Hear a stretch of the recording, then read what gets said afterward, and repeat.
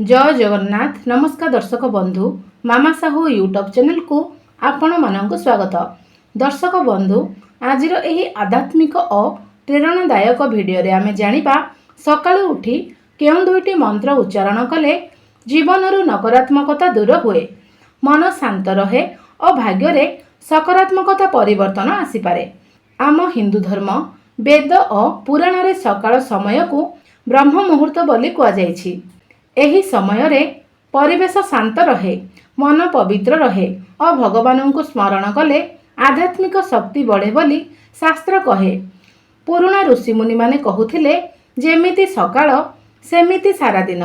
सेथिपाई दिनर आरंभ जदि भगवान को नाम और पवित्र मंत्र सह आरंभ हुए, तेबे मनरे सकारात्मकता, आत्मविश्वास और शांति बढ़े। शास्त्र अनुसारे सकाळु उठी प्रथमे जेउ मंत्र उच्चारण करने को कुआ जाइछि ताहा हेउछि, करागे बसते लक्ष्मी, कर मध्य सरस्वती, कर मूले तु गोविंद, प्रभाते कर दर्शनम। एही मंत्रर अर्थ हेउछि, आम हातर आग भागरे माँ लक्ष्मी, मध्य भागरे माँ सरस्वती और हातर मूल भागरे भगवान विष्णु को बास रहिछि। सेथिपई सकाळु उठी निज हाथ को देखि एही मंत्र उच्चारण कले धन, ज्ञान और सकारात्मक शक्तिर आशीर्वाद मिले बोली विश्वास रही और आमको स्मरण कराए जे परिश्रम और भक्ति द्वारा जीवन सफल हो पारे। एही मंत्र मन को आत्मविश्वास दिए। द्वितीय मंत्रटी हेउछि, सर्वितुर्वरेण्यं भर्गो देवस्य धीमहि धियो यो न प्रचोदयात्। एहा हेउछि पवित्र गायत्री मंत्र। वेदरे एहाकु सबुठारु शक्तिशाली मंत्र मानक मध्यरु गोटिए मंत्र बोली कुहा जायछि। एही मंत्र सूर्य देवंक प्रार्थना अटे। शास्त्र कहे, जेउ व्यक्ति प्रतिदिन सकाळे गायत्री मंत्र उच्चारण करे तांको मनरु भय, नकारात्मकता और अशांति दूर हुए। एहा मन को एकाग्र करे और चिंताधारा को सकारात्मक करे। पुराणा ऋषि मुनि माने ध्यान और साधना समय रे एही मंत्रर जप करुथिले। पुराण अनुसारे सकाळ समय रे भगवान का नाम नेले घरर सकारात्मक शक्ति बढ़े।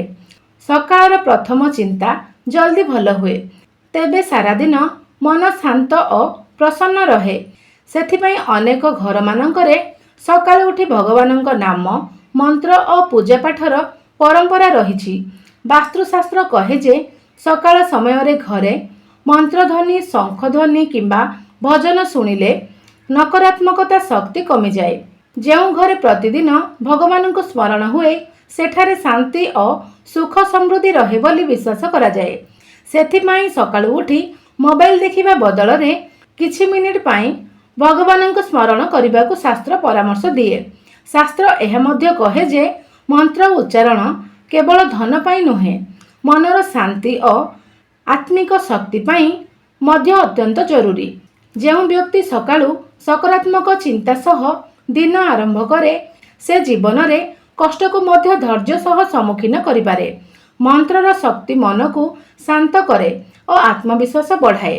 केतेक लोक कहती जे मंत्र जप कले भाग्य बदली जाए, किंतु शास्त्रर सत्य संदेश हेउछि मंत्र आम चिंताधारा को बदलाए एवं जेतेबेले चिंताधारा सकारात्मक हुए, आमर काम और जीवन रे मध्य भल परिवर्तन आसी थाए। सेथिपाई मंत्र सह परिश्रम, सत्य और भल कार्य मध्य अत्यंत जरूरी। पुराणा लोक माने कहूथिले, सकाळर प्रथम शब्द जदि भगवान को नामरु आरंभ हुए, तेबे दिन शुभ हुए। सेथिपाई सकाळु उठी झगड़ा, क्रोध किंबा नकारात्मक कथा कहिबा उचित नुहे। एहा बदल रे मंत्र, प्रार्थना और सकारात्मक चिंता सह दिन आरंभ कले मन हालुका और शांत रहे। तेणु दर्शक बंधु, प्रतिदिन सकाळु उठी करागे बसते लक्ष्मी और गायत्री मंत्र को उच्चारण करंतु, भगवान को स्मरण करंतु और सकारात्मक मन सह दिन आरंभ करंतु। शास्त्र कहे, जेउ मन पवित्र और सकारात्मक रहे, सेठारे सुख और शांति सबुदिन पई लागी रही थाए। जदि एही वीडियोटी आपण माननकु भल लागि थाए, तेबे आम चैनल को सब्सक्राइब करंतु, लाइक करंतु, शेयर मध्य करंतु। आज पई एतिके रहउछि। जय जगन्नाथ।